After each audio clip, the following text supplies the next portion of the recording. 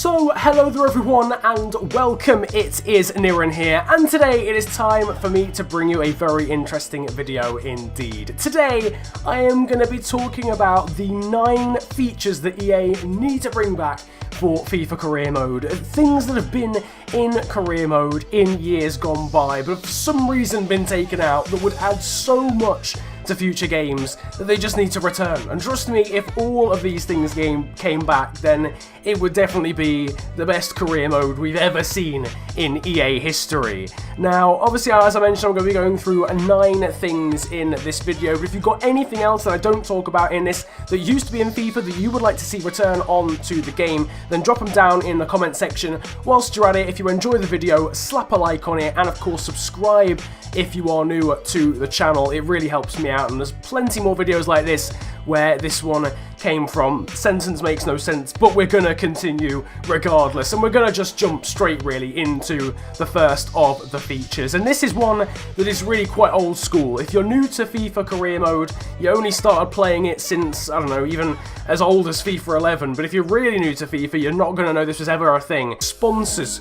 Way back in the day, I'm talking FIFA 06 to FIFA 10, you were able to actually be sponsored by companies that were either real at first they were real when this feature was first implemented, and then they became fake, they became made up. This is a great source of income, especially if you're going to do a Road to Glory series. This sort of thing would be huge. If you could really run the numbers, if you could get like different sponsor sort of offers.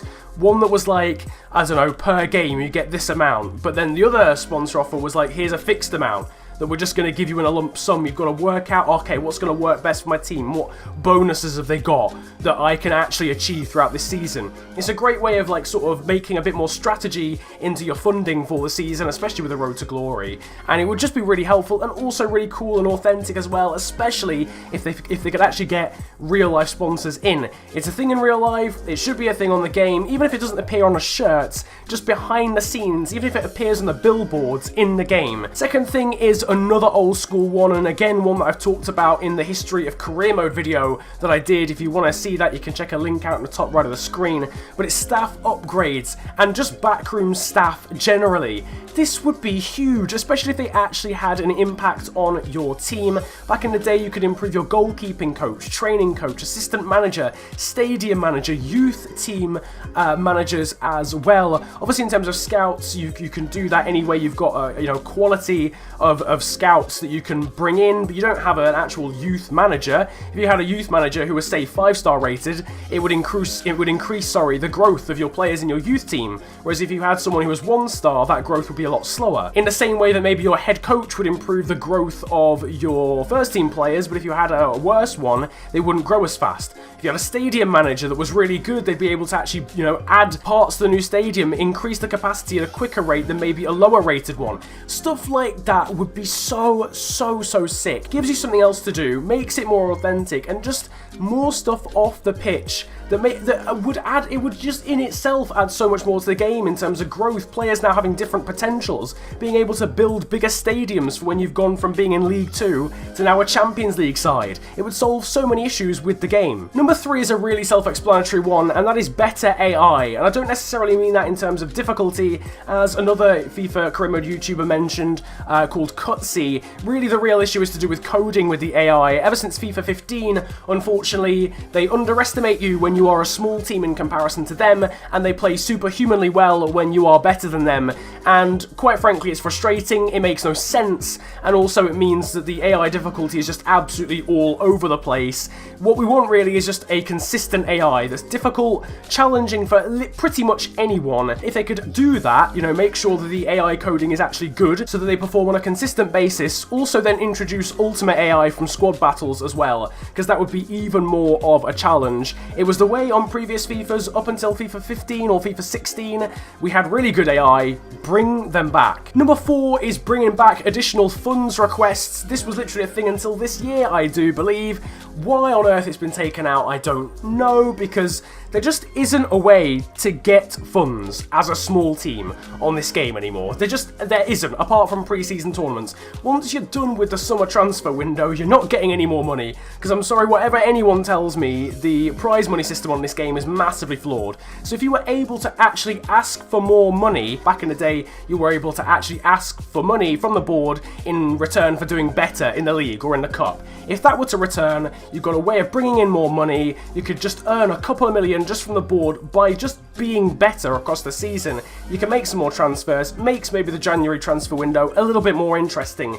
And I really don't get why they took it out. Number 5 is a bit more of a smaller one, but it's to do with choosing your pre-season friendlies. To an extent, you can do it right now. You can choose the tournaments that you're in, but you can't actually choose your opponents. It would be great if you could have like an Emirates Cup style situation where you could actually choose the opponents that you have and choose the tournaments that you do. To an extent, this was actually featured in old games between FIFA 08 and FIFA 10. You could literally just ask opponents whether they wanted to do a pre-season friendly. They could either accept or they could decline, depending on whether they thought it would help their actual club overall. If you could do that, but then slightly build on it to make sure that it's pre-season tournaments rather than just general friendlies, that would be really cool. Something that was, in a way, in the game in previous sort of copies, but would be cool to bring back rather than just having to choose between sort of tournaments that they're given to you. After that, we've got something that featured on only one FIFA, but one thing that I rave about on a regular basis, and that is to do with having an overall based on form.